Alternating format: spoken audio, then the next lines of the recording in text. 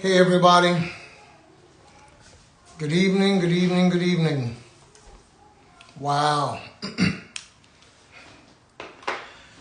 As I live and breathe, interesting. I've heard of pages being suspended, blocked, and every kind of thing because of content, supposedly. I'm good. Thank you so much for asking. I think this may be the first time in history that a page has been blocked or wiped before any content has ever gone. I know that sometimes pages could be stopped because, hey, God bless all of you. Thank you so very, very, very much.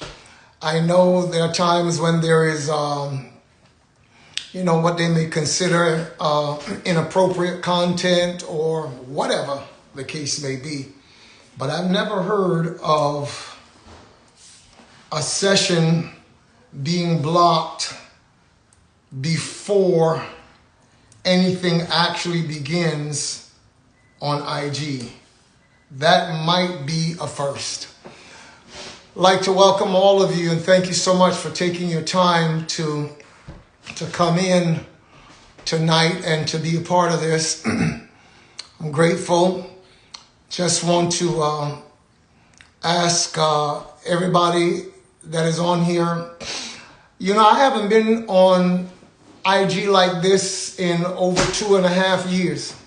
It's been over 2.5 years that I've not really posted anything that, is a message from myself. I used to be very consistent in posting messages that were really bent or aimed at encouraging people, strengthening people throughout the time of COVID. Oh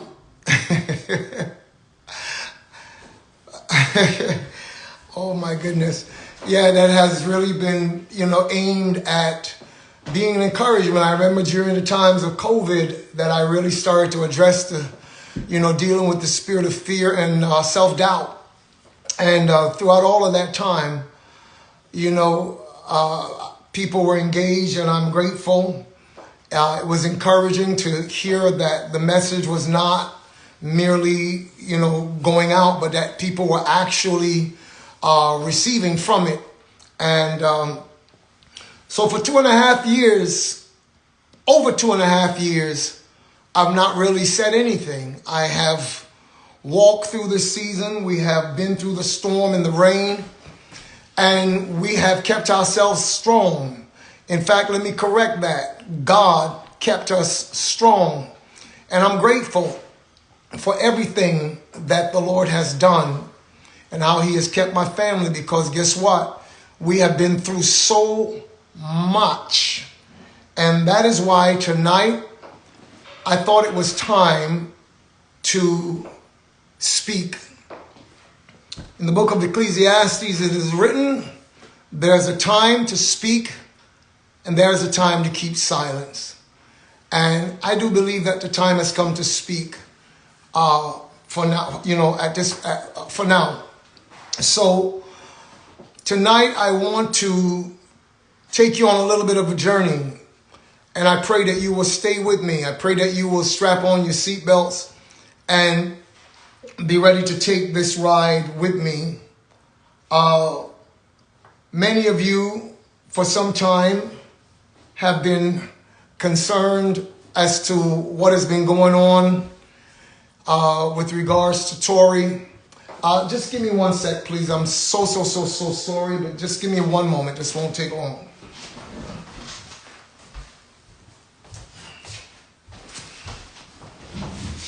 Yeah. A lot of you have been concerned about him. I am grateful to all of you who have loved him, have stayed with him. And as you know, we've just come through a trial that ended in the way that it ended. And I appreciate all of you who at least have decided not to allow your mind to be hijacked by a narrative that others would want you to believe, as though you have no sense, as though you have no mind, as though you should never be allowed to think for yourself. And that's basically what it has been. So I really want to go back,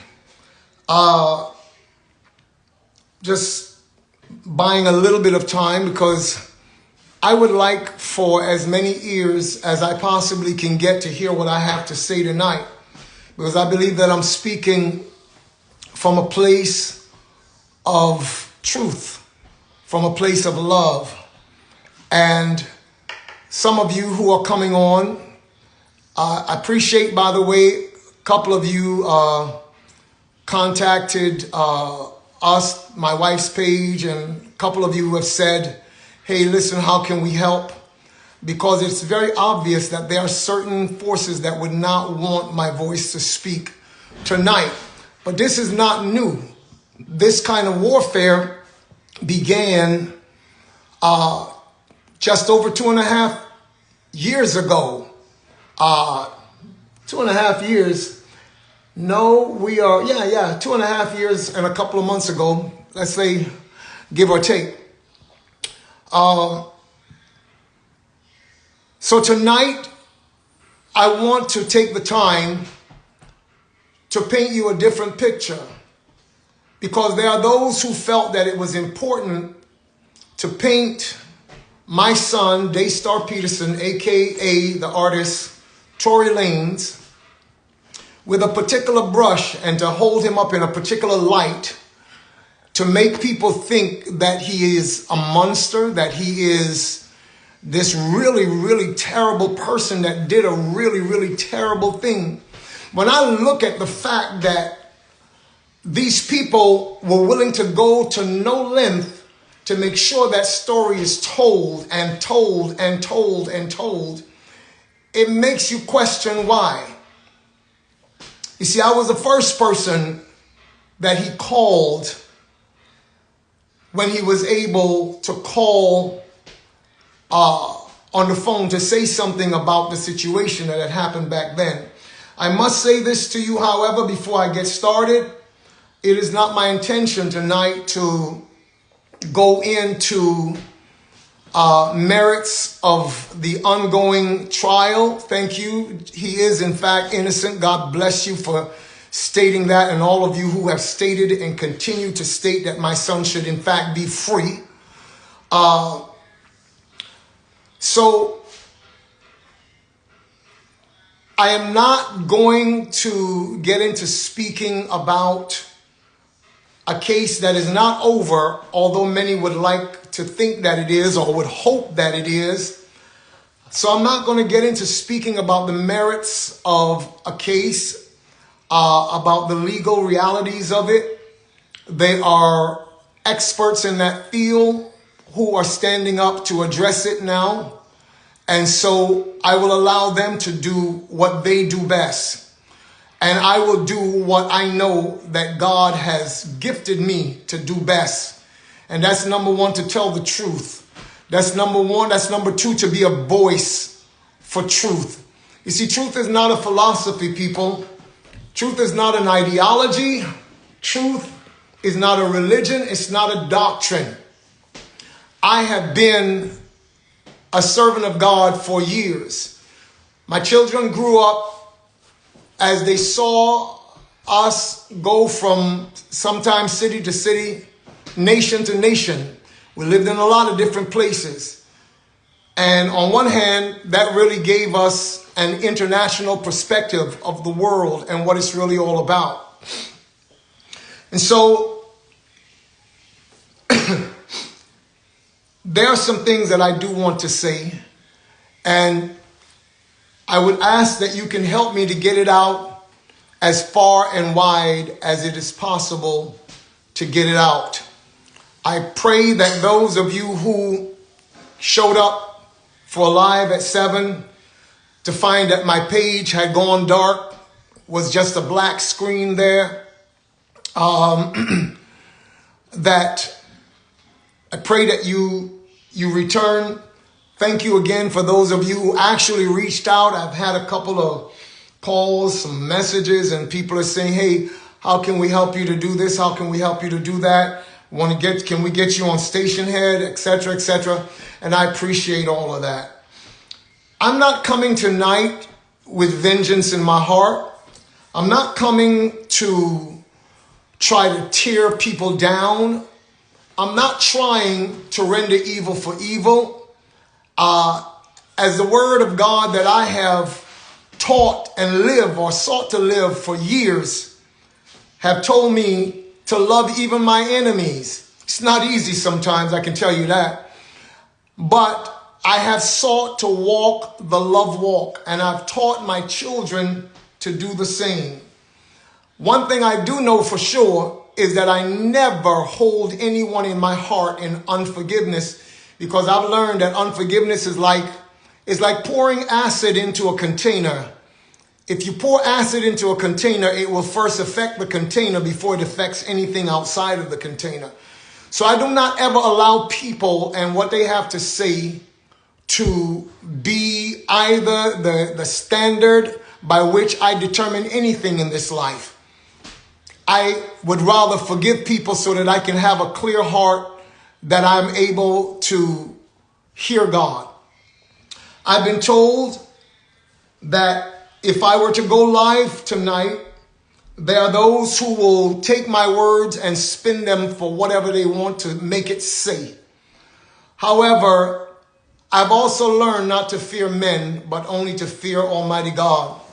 You see, Jesus said this one day. He said, do not fear those who can kill the body, but rather fear him who, after the body has been killed, can also destroy the soul in hellfire. So I've learned over the years not to fear men. Now, we are living in a time of the internet. We're living in a time of social media. And it is so sad to see social media becoming a place that is so full of toxicity. People, internet trolls, who don't like to see the beauty of a life unfold. You know, they like moles. Digging up dirt on people is to them like though it was gold. And that's the world we live in right now. I think that we have the power to change the narrative. Because one thing that the evil empire fears more than anything, they fear masses of people thinking for themselves. That's what they fear. That's their biggest fear. You know, we live in a world where the powers that be tell us that we should walk around with these blindfolds on. They want us to be walking around with blindfolds, and we should depend on them to be the only one that can lead us or direct us where we should go. And they never want us to remove the blindfolds, because they fear that if we remove the blindfolds, not only will we realize that we can see, but they fear that we will realize that the people who are leading us around are actually the ones that are blind. And their continued existence depends on us never knowing that they really are the ones that are blind. Do not think that because you have money or because you are in politics, that makes the light automatic to you. It does not. So let me start here.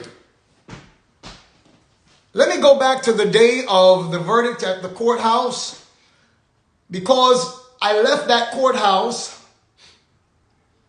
and the cameras were there. I did not come out saying, oh, I'm about to say something and this would be a good moment to make a statement so that what I'm going to say will go viral. That was never the issue at all. I came out because I had sat for 2.5 years seeing an injustice being perpetrated against an innocent man. There are those who would say, oh, well, that's your son. You will believe anything.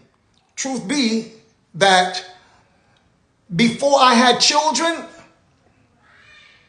I was sworn to serve the kingdom of heaven. I am an ambassador of that kingdom. So people can say whatever they want. After this message today, there are those who will applaud. There are those who will disapprove. And there are those who will downright try to make it say what they want it to say because they so fear the truth coming out. So that day I left the courthouse. So let me start there. Like I said, I left the courthouse, and as I left, I responded in a way that some would say, oh, he was so emotional. It was just an emotional father. Listen to me. I fought many battles in my life, and I fought battles for people who were not even my children. I've been a voice for the voiceless for a long time. Some of you may not know this, and that's why I'm introducing myself, that you may know who is standing in front of you right now. All right? So, I spoke up because I'm not someone who have been conditioned over the years to fear the ramifications of evil people. I fear God. I fear God. And at the end of the day, anyone who could ever seek to shut my mouth or stop me from speaking the truth to the point of trying to extinguish my flame, guess what? The only thing you can do is give me a one-way ticket to heaven. You can't do anything to me. You can't do anything to me.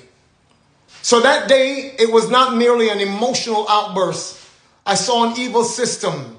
I sat in a courthouse and I watched how evidence was literally obscured, blocked, barred.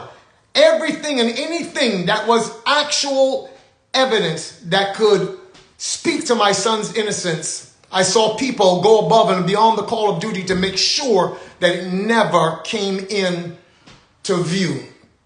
And now here we are.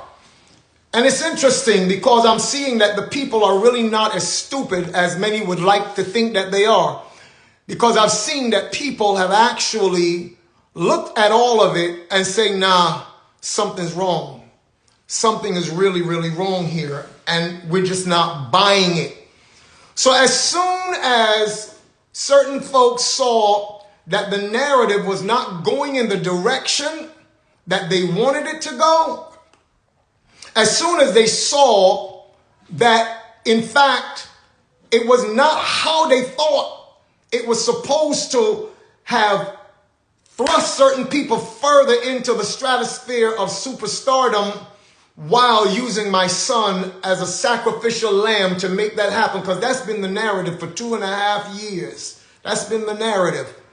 And as soon as they saw that it was not going that way, that in fact his numbers were rising while certain other people's numbers were falling, they began to dump onto the internet from the attorney's office, from the district attorney's office. They began to dump things that were supposed to have been evidence in a trial as though the guilty verdict was not enough. Then you had persons like this lady, what's her name? This journalist, Megan Cuniff. This woman actually went on and said that she saw my wife and I giving transcripts or leaking information to certain journalists to put out on the internet. Wait. Stop for a second. Number one, why would the district attorney's office give us things to put out on the internet to make my son look even worse? Hence, I'm talking about the interview with Kelsey. Why? That makes no sense. So I had to realize that this woman was saying things for the sake of clout. Moving right along, here we are today. Long time ago, I made a decision before God. I said, God, if I ever sin or mess up in private, I will come before you and I will repent. I will ask forgiveness in private. But as a leader, if I mess up publicly, then I will go to the people before whom I've messed up and I will ask them to forgive me publicly. That's been my stance. So that's why I'm even going back to the day on the courthouse steps, because many of you were led to believe that it was an emotional outburst on my part. It really was not merely an emotional outburst. You would have to know my history. You'd have to know how God has used me in nations around the world. You would have to know that there are times when I've stood up with great boldness to speak on behalf of those who were marginalized, those who did not have a voice, to speak on behalf of those who people did not want to be able to have a voice, to publish their pain and the things that were going on with them. And so that's been an issue for some time. So you can chalk that one up to the burden of leadership. But I want to ask a real serious question. What do you do when you see injustice happening, when it is so blatant and so plain before you? What do you do? Do you just sit back and fear the powers that be and say nothing? Is that the response that we are expected to have in the midst of injustice? For me, I remember what the scriptures say. Number one, woe to you when all men speak good of you. You see, when everybody is speaking wonderful of you, somewhere along the line, you're compromising, because not everybody loves the truth. And if you are just, everybody is speaking wonderfully of you, it means you're not telling the truth somewhere or the other. So I don't fear when people begin to be concerned that I speak or say what is right, even though it can cost. I want to tell you all something. We have been conditioned in life to always take the path of least resistance, because we don't like discomfort. We don't want discomfort. We fear anything that makes us uncomfortable. But we don't realize that sometimes discomfort is a part of the process. Discomfort is a part of the process. A diamond never becomes a diamond just by not going through discomfort, if you will. Diamonds are formed 240 miles below the Earth's, I forget what you call that crust below the surface. And it is processed by heat and by pressure. The heat there is over 3,000 degrees. And 50 millibars of pressure. They said if you want to understand that, then imagine the weight of 2,000 grown men standing on your foot. That's the kind of pressure that it takes to form a diamond from what? Just what we would consider coal, carbons, coal. So sometimes in life, if you are going to be everything that you can possibly be, if the beauty that is on the inside of the creativity that's in you is going to come out, sometimes you're going to go through fire. You're going to go through pressure. Don't fear it. Don't fear it. Don't let people make you fear that. So let me go back to some 2.5 plus years ago. When all of this stuff happened, a lawyer entered into the picture, a man by the name of Alex Spiro. He is a former DA in New York. He used to be the NBA's spin doctor. He was their go-to guy for NBA ball players. And then he went into private practice or became a part of a firm. And this man has been on the record. It's not something I'm making up. It's already out there on the internet years ago. He said, when I'm going to try a case of a high-profile case, I first try it in the court of public opinion. And so that's what they did. The strategy was basically to paint a smear campaign against a young man, an artist, to try to make him feel, or try to make the public believe that he is the worst person that's ever walked on the planet. How could he be so terrible to shoot a black woman and all of that.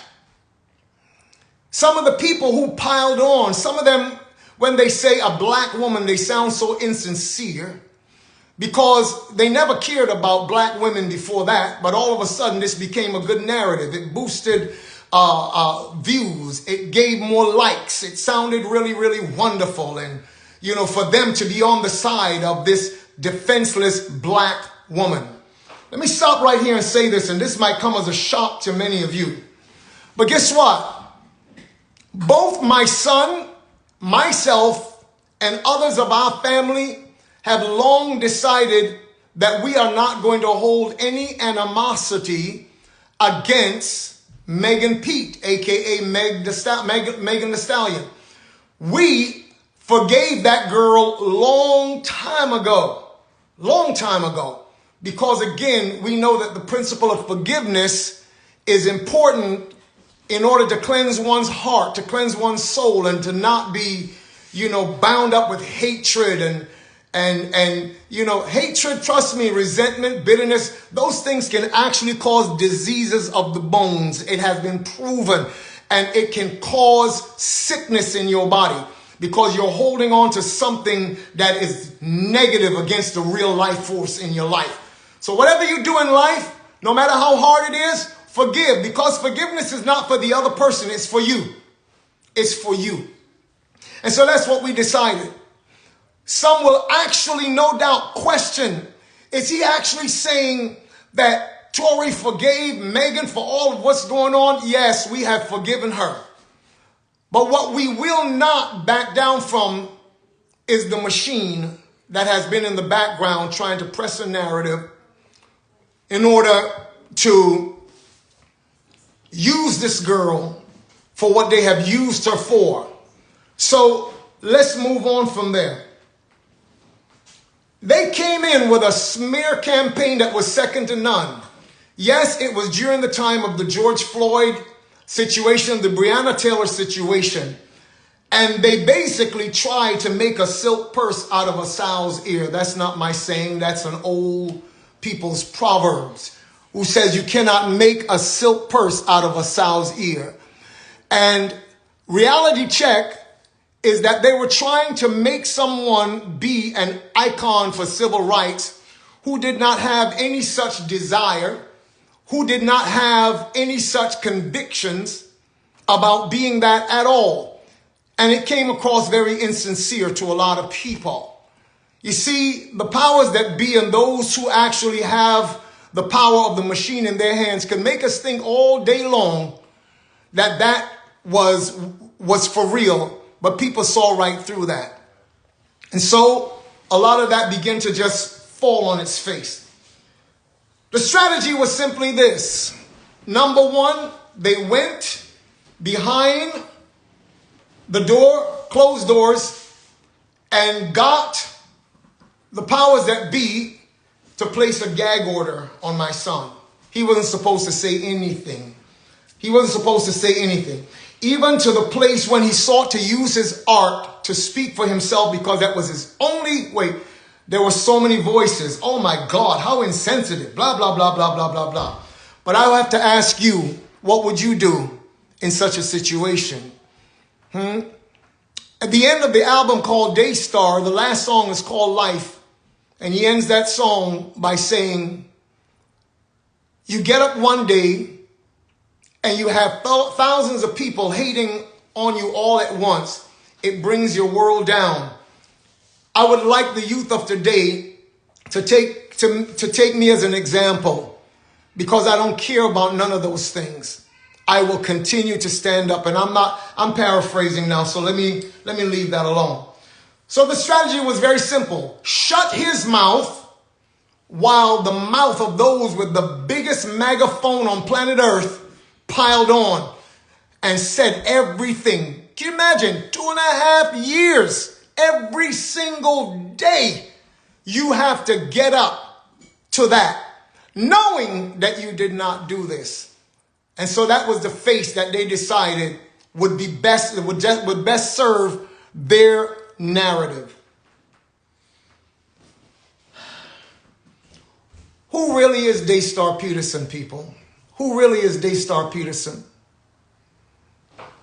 1 second, please. Who really is he? The fact is that he's one of the kindest individuals that you could ever meet in your life.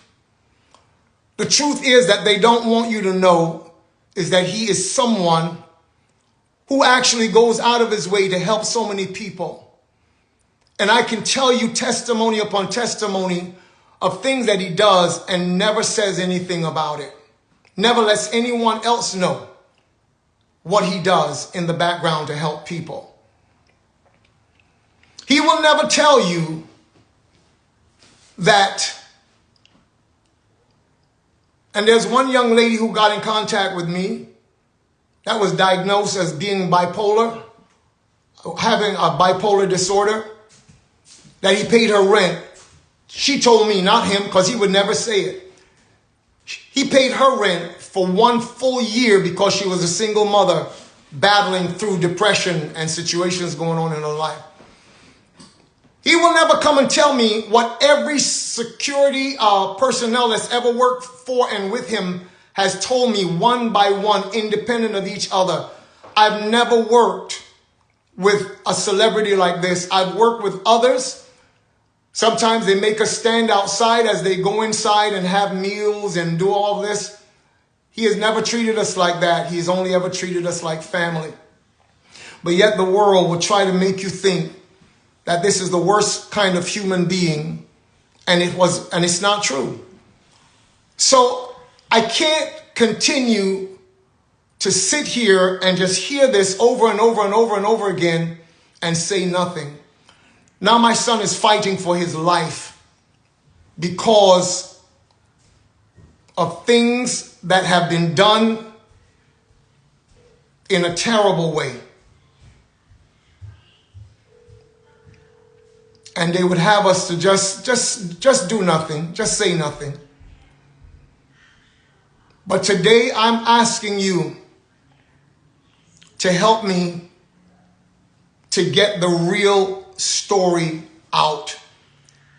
Because I did not realize in the beginning, when this media war started, what the end result of it would really be. I didn't realize what the strategy really was, and how there are those who felt it necessary to push this narrative and what they were pushing it for. And so here we are. But this is not just about Daystar. This is not just about him. It's really about the fact that these kinds of injustices have been happening for a long time, and they go in secret. Nothing is ever said. People are being destroyed. Families get torn apart. Oh yes, I know that there are real crimes in our society, and I don't condone any of it. I don't believe anybody should be victimized by anybody. I don't think that that's what God wants. He gave us a world that is so beautiful. If it's messed up, it's because we messed it up. So he never intended for us to be so inhumane one to another. I understand that that happens. And I understand that if we cannot have the law in our hearts, then it would many times take the law outside of us to keep us moving in the direction that brings some semblance of peace or harmony within a society. I understand all of those things. But I also understand that many people, their lives are being destroyed, ripped apart. And although we have some good people in the system, sometimes the system gets it totally wrong. We have innocence projects now that have been able to go back, and sometimes people have been in prison for God knows how long. And had it not been for somebody who took up their cause, they would still be there and they were innocent. So the system does not always get it right. Many times they get it very, very wrong.